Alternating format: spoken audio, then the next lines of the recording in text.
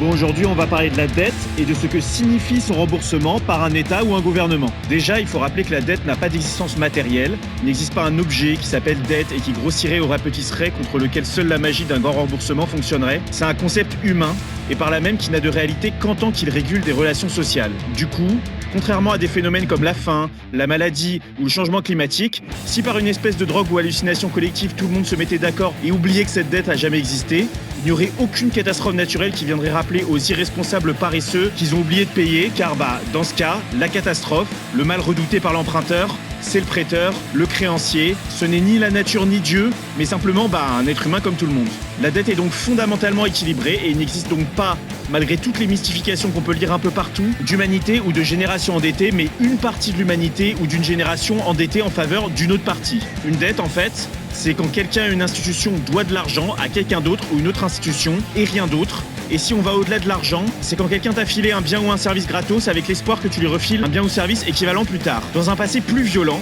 on a solutionné pas mal de dettes tout simplement en décrétant que on rembourserait pas, on ne rendrait aucun bien ni service en retour, contrairement à ce qui a été promis au départ. C'est comme ça qu'au XVIe siècle, Catherine de Médicis a tiré au sort les créanciers qu'elle rembourserait, ou qu'au XVIIe siècle, Louis XIV a mis en tôle une bonne partie de ses créanciers et que son successeur, Philippe d'Orléans, a placé la dette restante dans une société, la Banque Royale, dont il brûlera les titres plus tard au calme sur la place publique. Plus moderne, les révolutionnaires de 1797 annuleront les 2/3 de la dette en les remplaçant par des bons, des espèces d'actions dont tout le monde savait qu'ils ne valaient absolument rien. Bon, évidemment, on a passé l'époque des barbares et on ne tue plus les gens sur commande, du moins on se cache pour le faire. Mais bon, on peut déjà noter que pour se faire rembourser ses dettes, que ça soit moral, bon, mauvais, souhaitable ou pas, il faut être plus fort que l'emprunteur, que ce soit en influence ou en armée. Il faut pouvoir lui démonter la face s'il décide de pas rembourser, que ce soit à l'ancienne comme on a vu, ou bien de manière plus moderne en lui envoyant les flics une fois qu'il a perdu son procès. Chérie, tu me vois à la télé? Mon Dieu, c'est ridicule.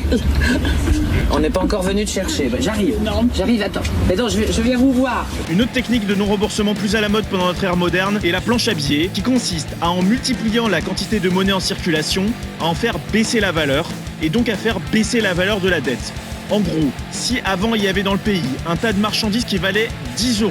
et donc avec 1 €, tu pouvais t'acheter 1/10 du tas, et qu'en parallèle l'État devait 3 € à ses créanciers, donc leur devait 3/10 du tas. Si demain on décide qu'il y aura en fait 100 € en circulation et pas 10, et donc que l'État imprime 90 € supplémentaires, la monnaie vaudra moins car 1 € permettra d'acheter moins, 1/100 du tas, et le prêt de l'État étant toujours de 3 €, il ne devra plus que 3 centièmes de ces marchandises, ce qui sera forcément beaucoup plus simple à rembourser. Cette méthode est plus complexe, plus raffinée, plus mathématique, mais en vrai elle change rien car c'est toujours celui qui est le plus fort qui va décider où va aller la nouvelle monnaie, et bien souvent c'est pour lui, c'est pour l'État, qui va récupérer dans notre exemple les 90 € nouvellement créés pour en faire ce qu'il veut. Comme avant, on a donc l'institution en position de force qui en faisant baisser la valeur de la thune, argent que tout le monde possède sur son compte en banque, leur prendre la richesse, de la valeur, puisqu'ils pourront acheter moins de choses vu qu'ils possèdent un plus faible pourcentage de la richesse totale. Mais là où ça change, c'est qu'elle l'apprend à tout le monde, ce qui est différent du premier cas où c'était uniquement aux personnes qui lui avaient prêté. Au-delà de la manière ou de la répartition, c'est donc encore une fois toujours le plus fort qui décide de pas rembourser, et uniquement le plus fort, car dans le cas inverse, quand c'est l'emprunteur qui est le moins puissant, par exemple quand c'est toi qui dois de la thune à ta banque et que tu rembourses pas, tu peux être sûr que tu vas pas tarder à avoir une armée de flics accompagnés d'huissiers pour te remettre les idées bien en place. Encore une fois, le remboursement n'est donc pas, contrairement à ce que les articles idéologiques veulent faire croire,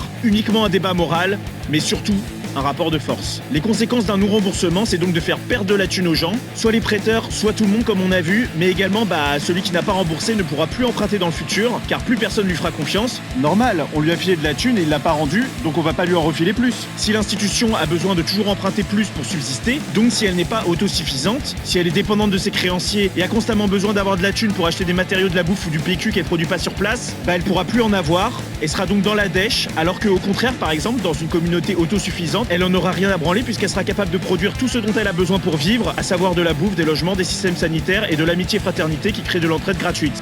Une micro-société autonome et autogérée, les Damanhuriens ont même une constitution, une école et une monnaie alternative, indexée sur l'euro. Toutes ces communautés proposent des sortes d'alter-économies des attentions. C'est-à-dire qu'ils proposent de réfléchir à ce qui est utile, à ce qui est inutile, à ce qui est suffisant, à ce qui est en trop, à ce qui est accessoire et ce qui est essentiel. Et d'un autre côté, les conséquences d'un remboursement d'une dette d'un État ou d'une institution sont également dures, car évidemment, faut trouver l'argent quelque part, et si dans le passé elle a pu être payée par l'exploitation d'autres peuples, qu'on appelle poliment peuples conquis ou colonisés, à notre époque elle le sera par ceux qui payent des taxes. De toute manière, quelle que soit l'identité des payeurs, ce sera toujours des gens dont on prendra leur salaire ou un pourcentage de leur salaire pour le filer aux créanciers, donc des gens qui produiront des biens et services dont ils ne pourront pas profiter et qui bosseront en partie gratos pour des détenteurs de dettes auxquels c'est pas forcément eux qui ont emprunté. À la question éternelle d'un possible non-remboursement de la dette, il faut donc se demander déjà si c'est possible, si on peut le faire, est-ce que les gens qui nous sont prêtés peuvent nous démonter, ou est-ce qu'on a besoin qu'ils nous filent des trucs pour survivre, et si c'est souhaitable, est-ce qu'on va ruiner et rendre malheureux plus de gens en ne la remboursant pas qu'en essayant de la rembourser à tout prix. En tout cas, une chose est sûre, et on terminera là-dessus, c'est qu'il serait intéressant dans le cas où on décide de rembourser à tout prix notre dette nationale et européenne, de savoir à qui on la rembourse, donc pour qui en gros on bossera gratos, si c'est pour payer des retraites américaines au travers de fonds de pension, des personnes pas hyper riches mais pas pauvres non plus qui ont pris un type de compte appelé assurance vie, ou bien, comme d'hab, pour des milliardaires qui se cachent derrière une armée de fonds d'investissement, fonds spéculatifs ou autres entreprises écrans qui détiennent notre dette d'État. Bon les gens, cette vidéo est terminée. Comme d'habitude, si tu as aimé, tu peux mettre un pouce bleu, partager si t'es d'accord, commenter si ça t'inspire quelque chose, t'abonner à la chaîne pour voir plus de vidéos du genre, sans oublier de cliquer sur la cloche des notifications pour recevoir une notif directe quand une nouvelle vidéo sort. Tu peux également rejoindre le Discord de la chaîne dont le lien est dans la description si tu veux débattre ou approfondir ces sujets. Allez, ciao!